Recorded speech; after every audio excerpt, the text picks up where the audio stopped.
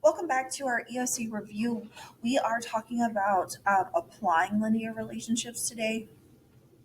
So, this is the first thing we're going to look at is direct variation. So, that's when y equals kx, and k is going to stand for your constant of proportionality. Direct variation is going to occur when relationship is proportional or the y varies directly with x. So to solve for k, you're going to use k equals y divided by x. Okay.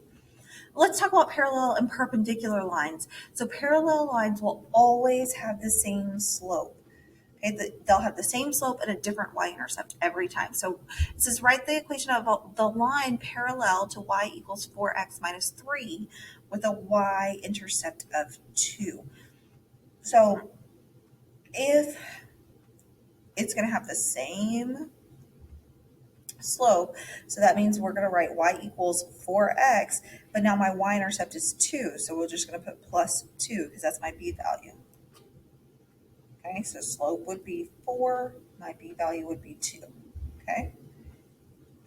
Then it says slopes of perpendicular lines are opposite reciprocal. Remember that reciprocal means that you flip that equation over, that fraction over. So if you have 2/3, the reciprocal would be 3/2. The opposite reciprocal would be negative 3/2. It says write the equation of the line perpendicular to y equals 2x plus 1 with a y-intercept of negative 5. So we need to figure out the slope, and we know that our y-intercept, our b value, is going to be negative 5. So if my slope is 2 and I want the reciprocal, remember that to write 2 as a fraction, we would say 2 over 1. So the reciprocal would be 1/2.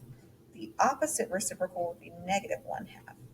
So we would say y equals negative 1/2 x minus 5, because that's our b value. Okay.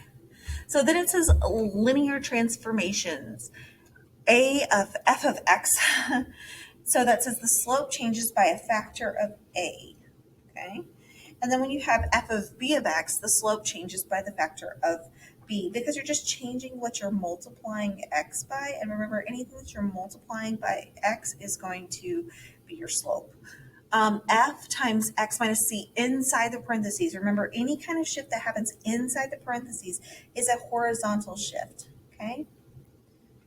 And it's the opposite of what you think is going to happen. So you have to remember when you pull it out of the parentheses that it's going to go to the other side. So like this says negative c. So if it was negative 6, we'd actually go to the positive 6. So that would be to the right. So this one's going to shift right.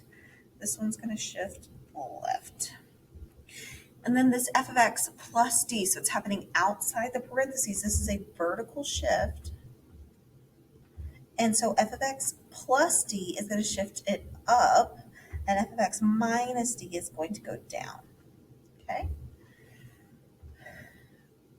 We didn't get a chance to talk about arithmetic sequences, but that's okay. We're going to talk about them now. It says sequences with a common difference. So it means that the same changes occurring over and over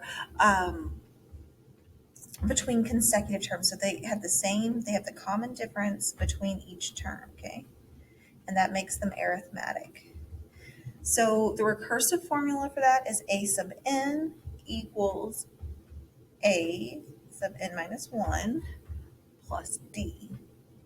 And so a and then n minus 1 is going to be the previous term, and d is the common difference.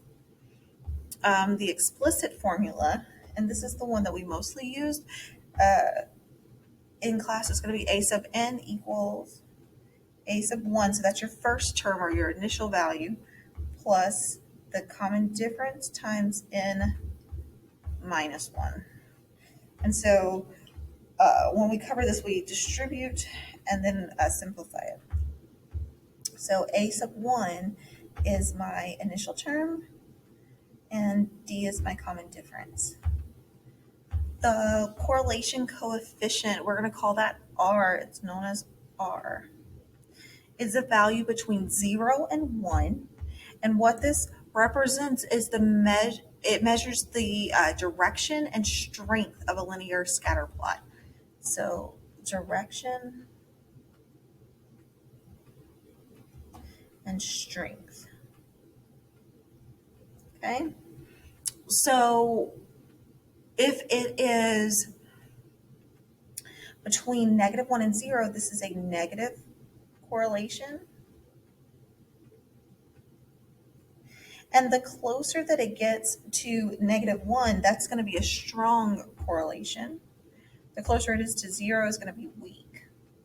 And so then from 0 to +1 is a positive correlation.